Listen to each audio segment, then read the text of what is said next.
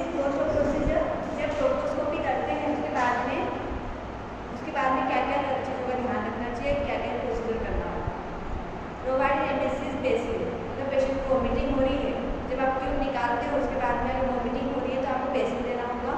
And tissue for expectorating sputum and saliva, sputum आ रहा है, सलाइवा आ रहा है, तो उसमें आपको कलेक्ट करने के लिए बोलना है।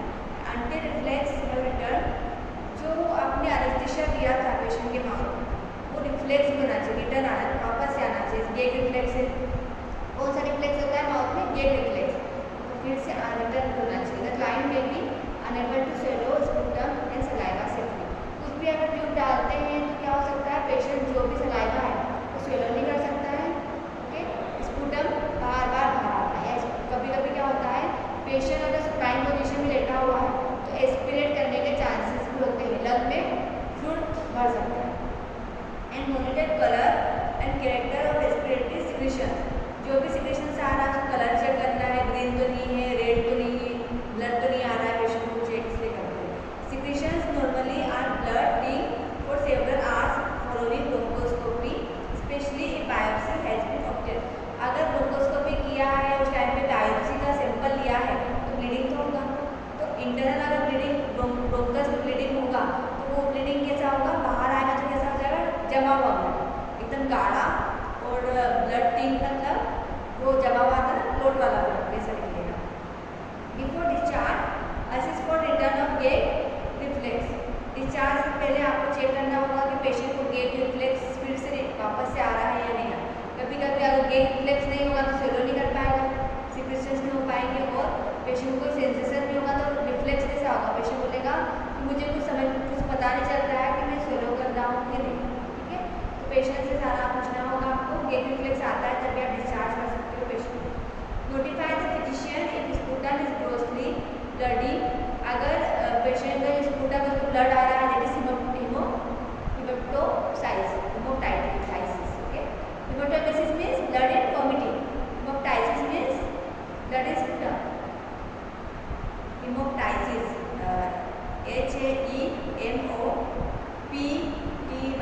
HAEMOPTYSIS, हेमोटाइटिस।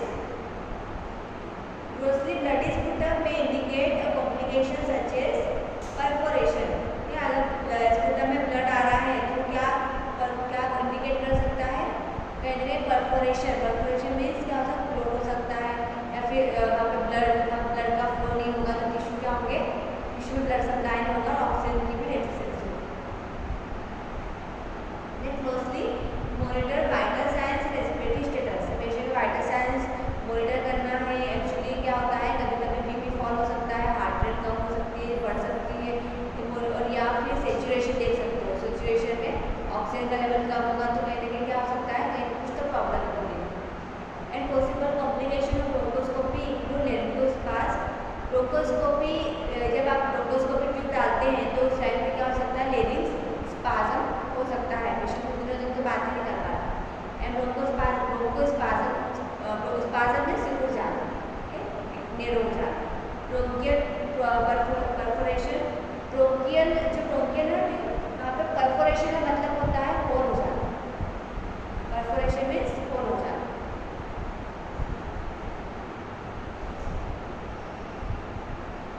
With possible pneumothorax, pneumothorax means air collection in the dural cavity, और subcutaneous emphysema means emphysema air collection in the dural cavity. And haemorrhage bleeding हो सकता है, हेमरेज मीन्स ब्लीडिंग होना। हाइपोक्सिया मीन्स ऑक्सीजन की कमी हो जाना। Pneumonia means inflammation of lung territory. And bacteraemia, bacteraemia means blood में बैक्टीरिया का ग्रोथ होना। And cardiac stress, and disturb to avoid eating और ड्रिंकिंग फॉर अप्रोक्सीमेटली 2 hours और until fully awake with index cough and gag reflex। जब तक gag reflex नहीं आ जाता है, पेशेंट सोलो नहीं कर सकता है, तब तक आपको क्या करना है, तब तक पेशेंट को नील बाय माउथ करना है, मुँह से कुछ नहीं देना है, और 2 घंटे के बाद में आप धीरे धीरे सिप्स ऑफ वाटर स्टार्ट करके देख सकते हो कि पेशेंट को gag reflex आ रहा है। तो हमेशा सिटिंग पोजीशन में बिठा कर रखें, कभी भी सुपाइन में नहीं बिठा देगा, sitting position. Separation of the cough and gag reflex by systematic and local anesthesia used during the procedure increase the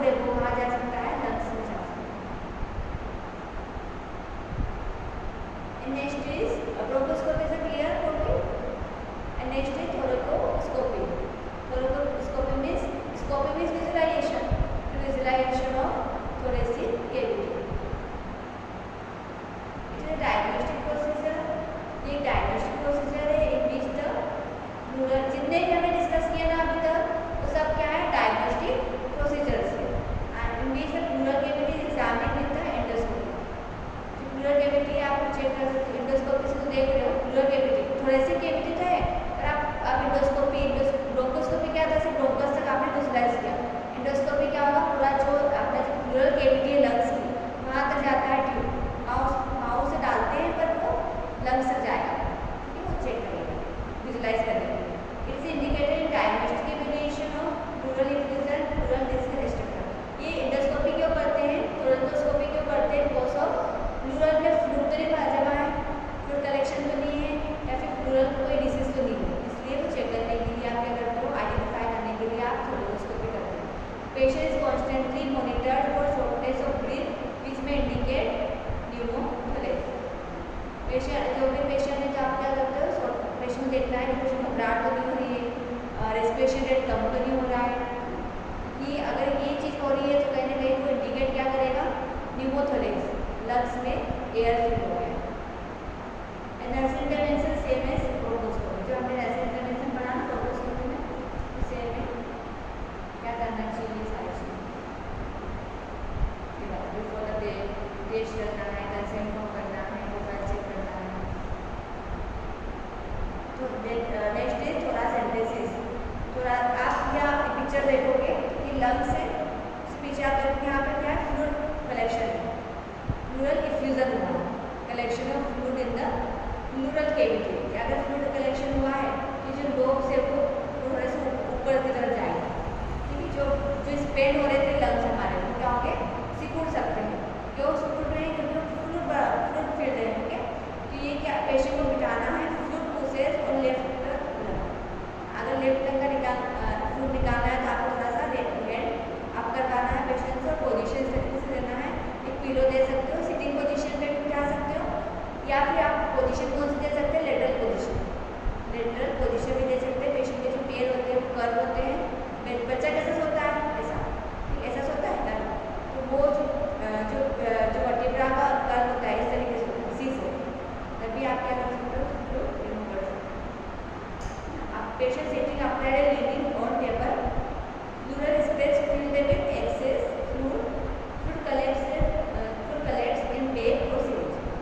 आप बैग में भी कलेक्ट कर सकते हो, या फिर अपने पास डिस्टिल वाटर की खाली बोतलें होती हैं, उसमें भी कलेक्ट कर सकते हो। ड्यूरिंग द प्रोसीजर, थोड़ा सा से सुना है आपने, इसे मैंने आपको एक चीज़ बताई थी आपको कि एयर कलेक्शन करते हैं, एयर फील्ड है लंग्स में, तो आपको सेकेंड थर्ड इंटरकोस्टल स्पेस में मिड क्लेविकुलर लाइन में नीडल डाल के आपको क्या करना है, एयर को निकाल सकते हो।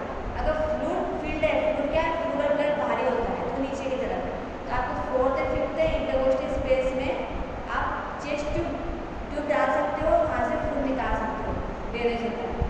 या फिर आप नीडल डाल के जो आपका आईवी सेट होता है उसको कनेक्ट करो नीडल से, और वो आईवी सेट को कनेक्ट करो जिसमें खाली बोतलें होती है डिस्टिल वाटर की बड़ी बड़ी 500 ml, उसको आप नीचे रख के उसके अंदर डाल के वो फ्लूइड कलेक्ट कर सकते हो।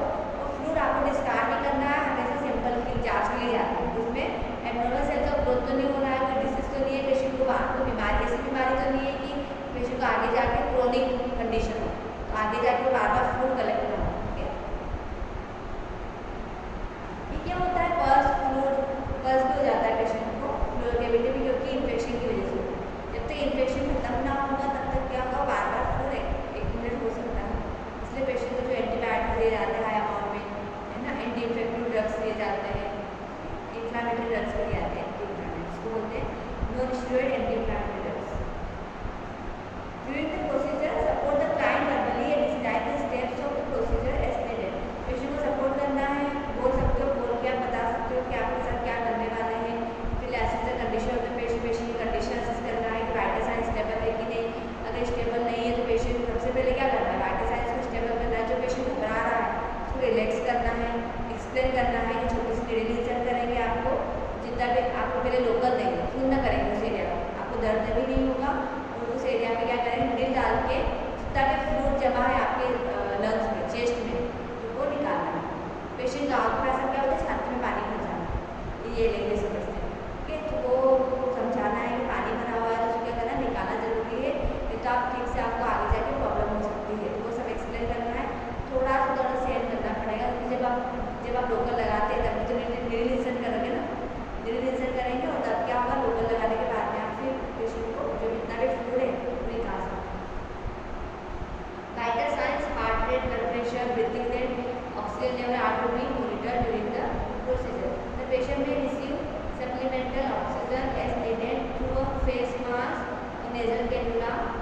पेशेंट को अगर घबराहट हो रही है तो आप पेशेंट को फेस मास्क लगा सकते हैं, ऑक्सीजन दे सकते हैं, या फिर नेजल कैनुला से भी आप ऑक्सीजन दे सकते हैं। Observe the client side of distress such as dyspnoea, pallor and coughing. Dyspnoea means shortness of breath, patient को घबराहट हो रही है तो जो हार्ट रेट वो कम तो नहीं हो रही है, रेस्पिरेशन रेट कम तो नहीं हो रहा है। पेलर, पेशेंट का जो बॉडी का कलर कैसा है, लाइट येलो कलर तो नहीं है। कफिंग, बार बार खांसी तो नहीं कर रहा है पेशेंट, ये सारी चीज़ें आपको ऑब्जर्व करना है, उसके बाद में स्टार्ट करना है। Place the patient in sitting position with arms rest and resting on a over bed table. जो आपको पोजीशन बताया ना, टेबल पे बिठा के जो पिलो देके आपको सपोर्ट करके बिठाना है। This position aids in spreading out the spaces between the ribs for needle insertion. आपको चेक करना है, पहले तो क्या करते हैं, पहले फील करके देखते हैं थम्स से कहाँ पे जो स्पेस है, आपको रिब्स में नहीं डालना है नीडल, आपको दोनों रिब्स के बीच में क्या करना है, जहाँ पे स्पेस है वहाँ पे आप नीडल इंसर्ट कर सकते हैं। If the patient is unable to sit, the patient may be placed in, अगर पेशेंट बैठ नहीं पा रहा है कंफर्टेबल पोजीशन में, नहीं बैठ पाते पेशेंट देर तक, तो पेशेंट को साइडलाइन पोजीशन दे सकते हैं, लेटरल पोजीशन। ठीक है, जो भी अनअफेक्टेड साइड है उसको ऊपर रखना, नीचे ऊपर होना चाहिए। The skin at the puncture side will be cleansed with an antiseptic solution. जो भी पंचर साइड जहाँ पे पंचर करना है आपको वहाँ पे क्या करना है, बिटाडिन सॉल्यूशन से आपको क्लीन करना है। पहले अपने अगर प्रोसीजर करते हो डायरेक्टली बिटाडिन लगा सकते हैं, या फिर सर्जरी होती है तो क्या करते हैं, पहले बायोस्क्रब सॉल्यूशन होता है, उससे सोप सॉल्यूशन होता है, उसको क्लीन करते हैं, उसके बाद में वाइप करते हैं, पोंछते हैं, देन वो आपको पेंट करना होता है बिटाडिन सॉल्यूशन से।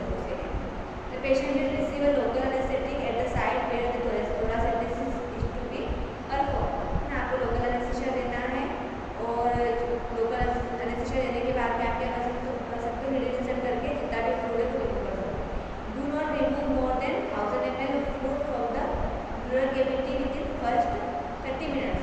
30 मिनट में आपको 10,000 ml से ज़्यादा नहीं निकालना। नॉर्मली देखा जाए तो 500 600 इतना निकालना। कैसे पता चलेगा कितना फ्लूइड है, आप एक्सरे में भी देख सकते हो। कभी क्या होता है, अगर फ्लूइड रिमूव कर रहे हैं तो जो सीआर मशीन है शूट करके भी बीच में एक्सरे से भी देख सकते हैं कि पेशेंट की बॉडी में कितना, हमने 700 ml 1000 ml निकाल दिया, 1000 ml निकाला, तो 1000 ml से ज़्यादा फ्लूइड तो नहीं निकला है, या फिर कितना रिमेनिंग अमाउंट उसमें बचा हुआ है वो भी चेक करना होता है। तो उसमें आपको दिख जाएगा, उसके आपको बाद में स्टॉप करना है। ज़्यादा आपका इतना सफिशियंट अमाउंट में फ्लूइड निकल गया है, उसके बाद में ज़्यादा अमाउंट में नहीं निकाला है, तो क्या हो सकता है, क्या हो सकता है, जो लोब है अपने उसको, वो पानी में फ्लूइड में रहता है, उसको बोलते हैं प्लूरल फ्लूइड, वो अगर डैमेज हुआ तो वो लोब्स भी डैमेज हो सकते हैं, लंग डैमेज हो जाए। इसके the patient will receive a local anaesthesia, there is a small sterile dressing over the side of the puncture. Puncture किया है तो वहाँ पे स्मॉल ड्रेसिंग, जिसको बोलते हैं जी ड्रेस, सर्च कर लेना गूगल पर। जी ड्रेस होता है जिसको आप क्या करते हैं, 5 mm का होता है, 5 mm छोटा वाला होता है, इसको आप चिपका सकते हैं। इसमें एंटीसेप्टिक सॉल्यूशन भी होता है, कोई आपको बिटाडिन नहीं लगाना है, कुछ भी नहीं लगाना। जी ड्रेस आपको डायरेक्टली लगा सकते हैं, इसका ब्लड भी सोक हो जाएगा। After the procedure observe changes in the clients curve, sputum, respiratory depth and breath sound and note complaints of chest pain. Explain तो नहीं करना। देखो आप प्रोसीजर के बाद में आपको क्या करना है, पेशेंट को देखना है बात ऑफ खांसी तो नहीं चल रही है, स्पुटम तो नहीं आ रहा है, रेस्पिरेटरी प्रॉब्लम तो नहीं हो रही है, एंड ब्रीथ साउंड भी चेक करना होता है स्टेथोस्कोप से, एंड जो भी चेस्ट पेन हो रहा है पेशेंट को अगर कंप्लेन करना है तो देखना है, नहीं कंप्लेन कर रहा है तो normal patient. Position the client appropriately, make patient का जो पोजीशन है वो प्रॉपर देना है, आपको फॉलो पोजीशन दे सकते हो, जो भी कंफर्टेबल पोजीशन है। Make client lie on the unaffected side with the head of the bed elevated 30 degree for at least 30 minute. 30 degree थोड़ा सा एलिवेट करना है, कितने देर के लिए, 30 मिनट्स के लिए, ज़्यादा भी प्रॉपर नहीं करना है bed, because the position restricted expansion of the affected lung and cases disease respiration. Patient से सांस ले सकता है, डीप ब्रीथ ले सकता है, और थोड़ा तो स्टार्ट में 30 मिनट्स तक तो पेन रहेगा, उसके लिए पेन किलर्स दिए जाए। ट्रांसपोर्ट द पेन किलर्स की आईवी फ्लूइड में जो ट्रेमेडोल को दिया जाए। Transport the specimen to the laboratory, जो भी सैंपल हमने कलेक्ट किया था कहाँ भेजना है, लेब में भेजना है। Dressing over the puncture side will be monitor for bleeding dressing जो पंचर साइड ड्रेसिंग कर रहे हो तो वो क्या देखना है कि ब्लीडिंग तो नहीं हो रहा है, चाहे ड्रेनेज तो नहीं है वहाँ से। Monitor patient's blood pressure monitor करना है, pulse and breathing until are stable. Document on relevant information include date and time of form. The primary care provides name the amount, colour and quality of food, rate and nursing assessment interventions provided. आपको documentation करना है कि आपने food कितना remove किया है, properly document होना चाहिए, डॉक्टर को इन्फॉर्म करना होना चाहिए। एंड जो भी दिन कौन सी डेट था, कौन सा टाइम था, कितना टाइम लगा पेशेंट को फ्लूइड निकालने में, पेशेंट का नाम लिखना है सैंपल पे, अमाउंट कितना अमाउंट आपने भेजा है, कलर चेक कर सकते हो, क्लैरिटी चेक कर सकते हो, पेशेंट को येलो कलर तो नहीं है, पर्स तो नहीं आ रहा है, फ्लूइड कौन किस टाइप का है, ब्लड तो नहीं आ रहा है, सारा चीज़ आपको उसमें देखना होता है। एंड आपने नर्सिंग असेसमेंट उस पर लिख दिया, यहाँ पे नर्सिंग बायोप्सी कौन कौन से ले सकते हैं, कौन कौन सी बायोप्सी होती है, pleural biopsy, lung biopsy, lymph node biopsy, open biopsy, bronchoscopy biopsy, needle biopsy. इतने प्रकार की बायोप्सी होती है जो पेशेंट का जब आप सर्जरी करते हैं या किसी प्रोसीजर करते हैं उसमें सिर्फ बायोप्सी के लिए प्रोसीजर करते हैं। लंग्स का ले लिया तो कल्चर ले लिया छोटा सा और भेज दिया, लिम्फ नोड्स का ले लिया, ओपन बायोप्सी कर लिया, ओपन बायोप्सी में सर्जरी कर रहे हैं ओपन है, ठीक है, और वहाँ से सैंपल ले लिया। ब्रोंकोस्कोपी, जब आपने ब्रोंकोस्कोपी किया, ट्यूब डाला अंदर तक, आपने बायोप्सी ले लिया। निडल बायोप्सी का मतलब होता है गन बायोप्सी होता है, इसमें निडल इनसे बड़ी सी निडल होती है, कुकर बायोप्सी बोलते हैं। इतनी बड़ी निडल होती है, वो अंदर डाली जाती है, वो साफ होती है, तो उसमें सैंपल आ जाता है, टिश्यू आ जाता है, तो आपको किसमें भेजना होता है, बॉडी सोल्यूशन या स्टेराइल सलाइन में भेजना होता है, उनको आप पेशेंट का डिटेल लिख के भेज सकते हैं। बिफोर बायोप्सी से पहले आपको क्या ध्यान रखना है, चेस्ट एक्सरे और CT scan of the chest is used to identify the area to be biopsy. आपको चेक करना है कौन से एरिया में आपको बायोप्सी लेना है, एक्सरे कर सकते हो, सीटी स्कैन देख के ही डॉक्टर क्या करता है, सैंपल लेता है। ये स्कैन जो फिल्म होती है, इमेजनरी टेस्ट डायग्नोस्टिक टेस्ट होती है, उसको देख के ही डॉक्टर बायोप्सी लेते हैं। About an hours before the biopsy procedure the patient receive sedative. आप बायोप्सी प्रोसीजर कर रहे हैं तो पेशेंट को सेडेटिव देते हैं, मेडिकेशंस में also be given to dryer airway secretion for at least 12 hours before the biopsy. The patient should not eat or drink anything. जब बायोप्सी करते हैं तो उसके 12 घंटे 8 से 12 घंटे आपको पेशेंट को इंडियन रखना है, नील बाय माउथ, कुछ नहीं लेना है। Prior to this procedure intravenous line is placed in the vein in the patient's arm to deliver medication और food as suggested. Patient NBA में आप पेशेंट को क्या आईवी फूड दे सकते हो, सलाइन दे सकते हो, नॉर्मल सलाइन है, पेशेंट को ब्लड की कमी है तो आप ब्लड फूड भी चढ़ा सकते हो पेशेंट को।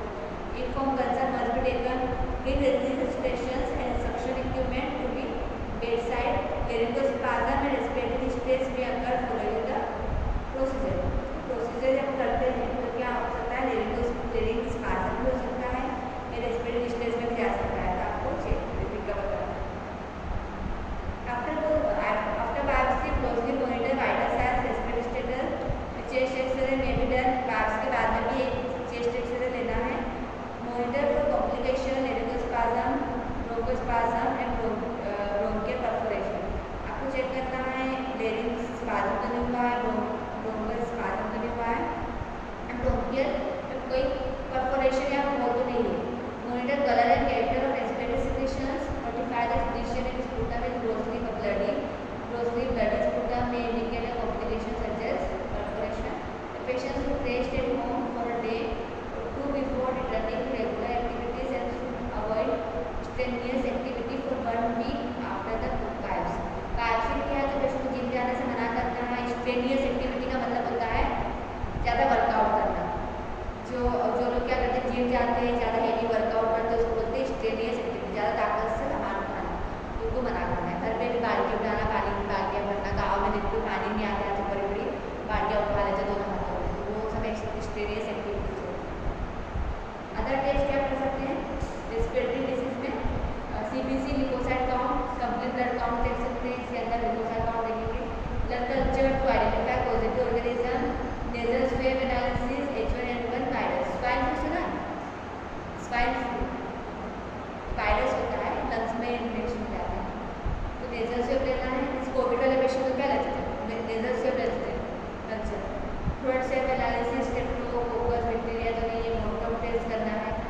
वाले पेशेंट को मोनोटॉक्स टेस्ट यहाँ पे मोनोटॉक्स टेस्ट करते हैं।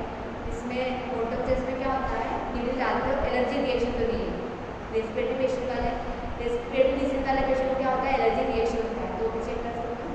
लेरिंगोस्कोपी to visualisation of larynx, to visualisation larynx, pharynx, epiglottis, sinus fracture, expression, acute rhinosinusitis, inflammation of sinus. किसी को साइनस की प्रॉब्लम होती है, सर्दी में क्या होता है, साइनस में इन्फ्लेमेशन हो जाता है, बोल नहीं पाते हैं, कंटिन्यू नोज रनिंग नोज होता है।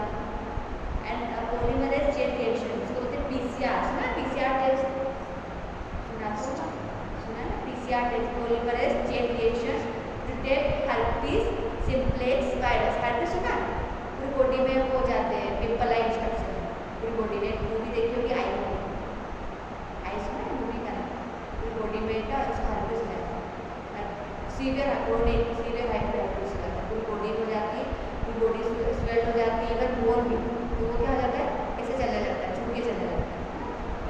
उसकी हाइट बहुत बड़ी रहती है, वो झुक के चलता है, क्यों, उसकी बीमारी रहती है हर्पीज सिम्प्लेक्स वायरस, HSV। एक टेस्ट आइडेंटिफाई, टेस्ट होता है डायग्नोस्टिक टेस्ट PCR, जिसमें पॉलीमरेज चेन रिएक्शन, जिसमें देखा जाता है कि पेशेंट को HSV नाम की बीमारी जो ये मोनोटॉक्स टेस्ट होता है, जिसमें पेशेंट को सबक्यूटेनियस क्या करते हैं, इंजेक्शन लगाया जाता है स्किन पे। जैसे आप करते हैं ना AST करते हैं, एंटीबायोटिक रेजिस्टेंस टेस्ट, इसमें क्या करते हैं, एलर्जी रिएक्शन चेक करते हैं ना, वैसे ही ये 72 घंटे में रिपोर्ट आती है, 3 दिन में। ये टेस्ट तो कर दिया और उसका रिपोर्ट कितने दिन में आएगा, 72 घंटे में। पेशेंट को बुलाया जाता है, पेशेंट की स्किन चेक, पेशेंट को बोलते हैं इस एरिया में कुछ नहीं लगाना, ना सोप लगाना है, कुछ इस एरिया में आप 3 दिन बाद आना, और 3 दिन में आना, फिर आप देखेंगे कि कलर जल्दी से होगा, तब आपको पता चलेगा पेशेंट की एलर्जी किस चीज़ से है और क्या एक्चुअल में क्या प्रॉब्लम है। Next is in tidal CO2 monitoring. आप इन CO2 मॉनिटरिंग क्या होता है, जब रेस्पिरेटरी का पेशेंट होता है CO2 मॉनिटर करना जरूरी होता है। कार्बन डाइऑक्साइड का लेवल ज़्यादा नहीं होना चाहिए अपनी बॉडी में।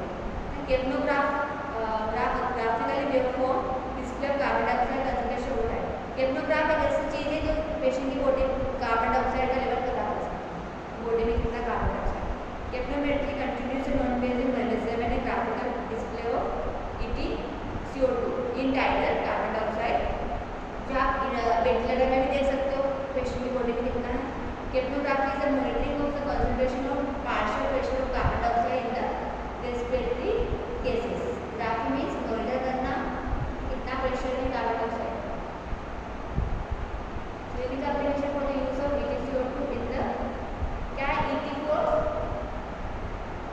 in tidal carbon dioxide in the intensive air to complete flow in tidal carbon.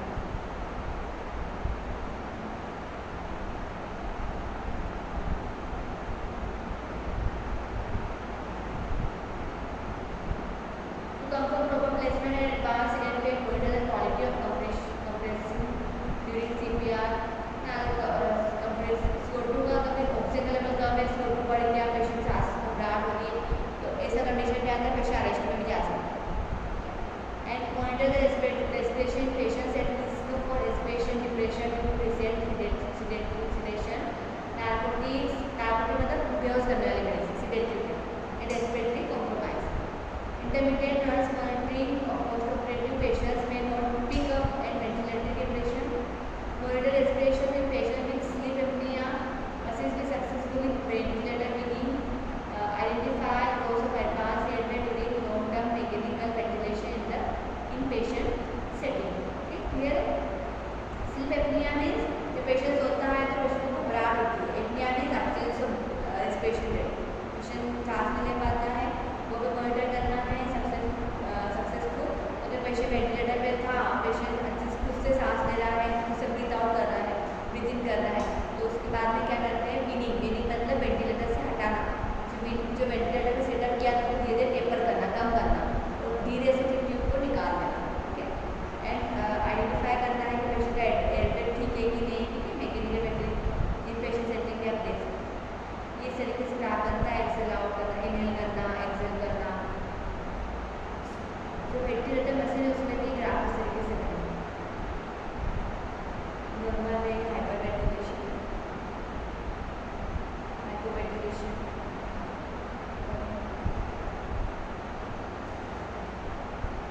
ठीक है।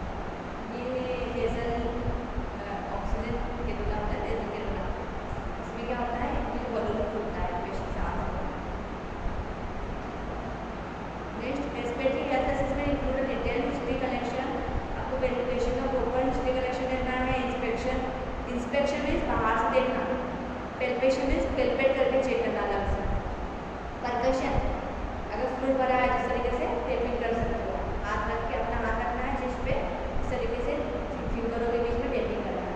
एंड उसका डिटेक्शन मीन्स स्टेथोस्कोप लगा के आप लंग साउंड चेक कर सकते हैं।